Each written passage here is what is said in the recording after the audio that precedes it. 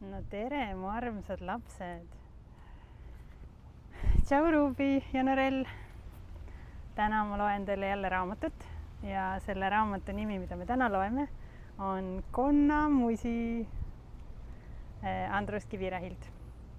Nii et onu Andrus Kivirähk kirjutas nii ägeda raamatu ja saame näha, kas siis keegi musitab seal või on see lihtsalt konnadest.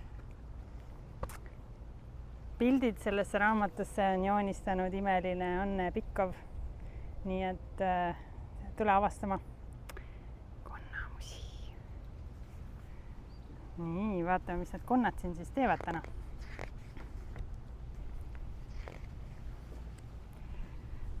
Pisike punane lennuk lendas üle metsa. Tuli linna poolt ja kihutas otse Põhjanaba suunas. Lennukis istus ei keegi muu kui jõuluvana ise, kes oli käinud poodides sisseoste tegemas. Jõuluvana peab ju suvel mänguasju koguma, et oleks, mida talvel lastele jõulupuu alla panna.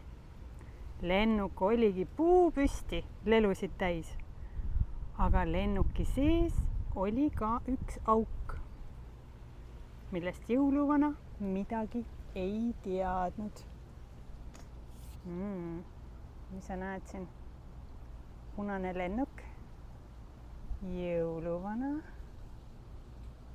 ja auk, kust raamatud välja kukuvad.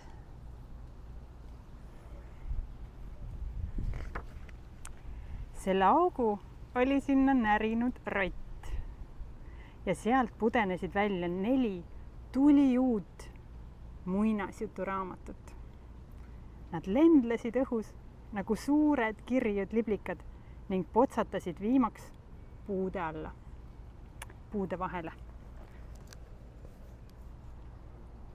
Vaata, kuidas see rott siin auku näris. Tegi terve plaani. Vaata, kus ta käinud on. Pariisis, Soomes, Rovaniemis.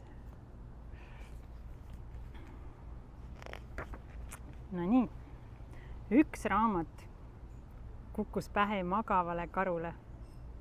Metsaott ei teinud matsust väljagi. Mõmises ainult läbi une ning pööras teise külje. Magab siin mõnusalt. Ma pean vaatama, kuidas sa näed paremini pilti. Kuidas ma sulle seda pilti näitan, nii et sa näeks niimoodi. Karud on raske unega. Magavad terve talve, aga see oli ju suvi, aga ta ikka järganud üles. Teine raamat kukkus otse keset jänese söögilauda ning murdis porgandi pooleks. Jänes mõtles, et tal on kull kallal, viskas enese hirmuga pikali ning teeskles surnud. Alles natukese aja pärast julges silmi paotada. Midagi koledat polnud näha. Ainult muinasjuturaamat lebas avatuna laual. Poolik porgand järjehoidjaks vahel. Jänes hakkas kohe suure huviga raamatut lugema. Porgand läks pooleks.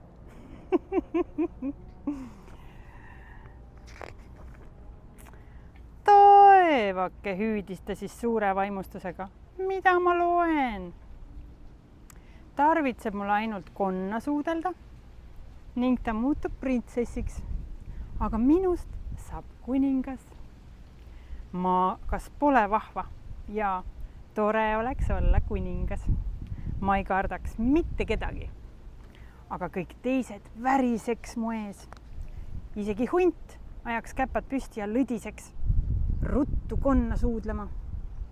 Ning Jänes asus seda maid teele järve poole, sest seal need konnad elasid. Vaata, kuidas ta unistab, et ta oleks nii tugev ja kuidas tal oleks kuninga vägev riietus.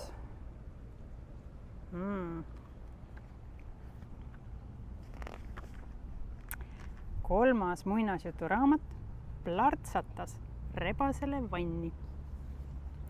Raamat, hüüatas rebane üllatunult ja õngitses taevast alla kukkunud kingituse veest välja. raamat oli küll pisut ligunenud ja seebine, aga Reinu Vadar ei hoolinud sellest ning luges muinasjutu tähelepanelikult läbi.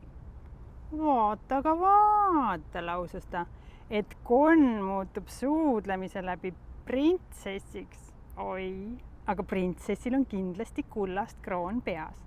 Kahman selle kohe endale ja punun kärmesti metsa. Ei ta mind kätte saa ja siis panen ise krooni pähe ja olen kõige uhkem loom. Unistab siin seebivahus.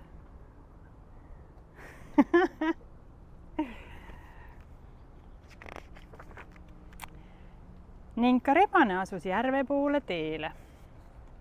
No vaata, milline pikk tee temal oli. Kus on start?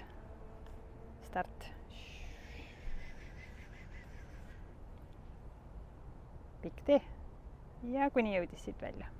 Vaata, kas sina leiad üles selle tee, sa võid pausile panna ja vaadata, kas sa saad sõrmega kätte, kuidas see labürint laheneb. Nonii. 4. raamat. Potsatas hundi jalgratta ette. Jalgratas läks ümber ja hunt kukkus peaga vastu puud. Neetud, mis see küll oli, kirus ta, aga raamatut nähes võttis selle kohe pihku ja hakkas lugema.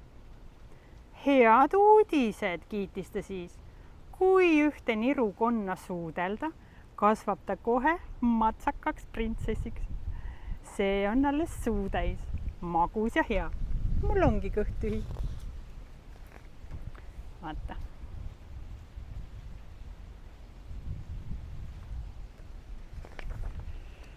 Ning hunt hüppas ratta selga ja hakkas nobedasti järve poole väntama.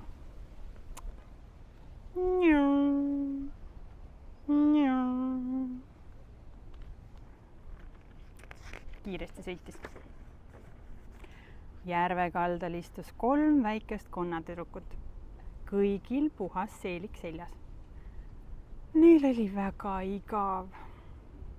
Elaksin kas või üks konnapoiss, kurtsid nad, siis me võiksime temaga kõik kordamööda tantsida. On ju nii kaunis õhtu ja heinaritsikas viiuldab imel ilusasti, aga konnapoisse ei paistnud kusagilt. Igavlevad konnatüdrukud siin. Mis sina teed, kui sinul igav on? Üksinda võib ka tantsida. Nende asemel ilmusid järve äärde jänes, rebane ja hunt. Kõigil huuled torus. Vaata. On ju naljakas.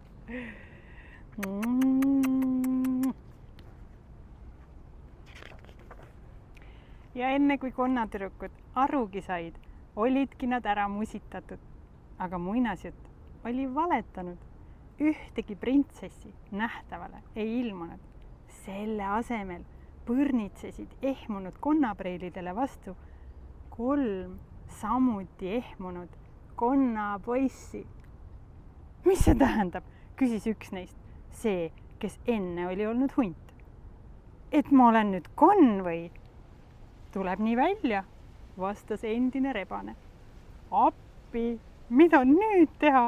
Karjatas konn jänes. Nüüd me võiksime tantsida. Poetas üks konnaplika arglikult. Me ootasime teid juba ammu. Meil oli üksi nii kurb. Vaata, kuidas nad muutusid. Rebane muutus konnaks ja hunt muutus konnaks ja jänes muutus konnaks.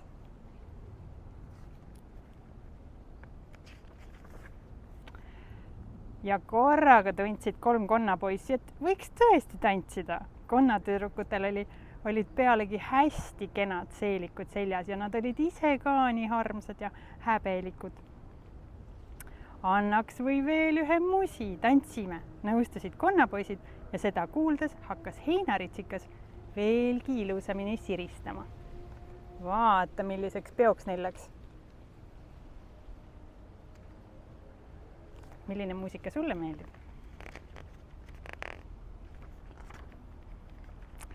ja sellest ajast peale elas jõe ääres juba 6 konna ja neil polnud enam iialgi igav.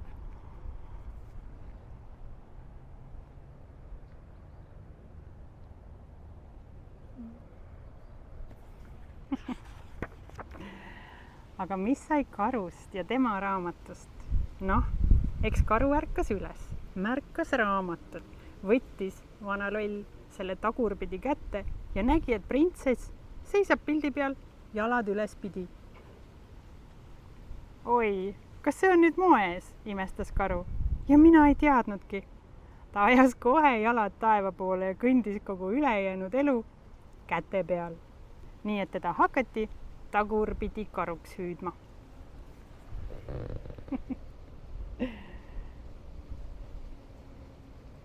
see võiks olla lõbus.